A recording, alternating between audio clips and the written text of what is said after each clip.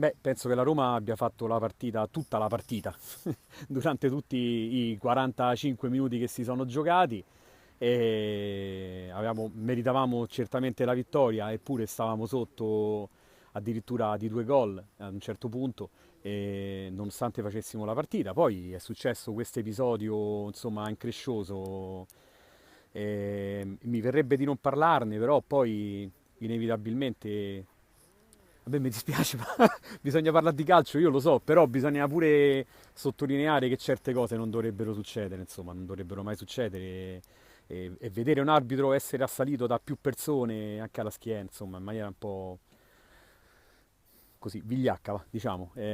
Questa cosa non è bella, però vabbè, speriamo che non accadano più, speriamo che si faccia un pochino più di attenzione. Per quanto riguarda la partita, ripeto, noi meritavamo assolutamente di vincere, il risultato poi ci dà ragione. Gli obiettivi sono quelli che abbiamo dichiarato sin dall'inizio e che stiamo confermando in queste settimane. Noi vogliamo arrivare ai playoff, siamo in zona playoff in questo momento, quindi è il posto a cui noi ambivamo ad inizio stagione. Abbiamo fatto dei cambi decisamente importanti all'interno della squadra, abbiamo inserito dei ragazzi nuovi, stiamo recuperando degli infortunati, la Roma sta tornando.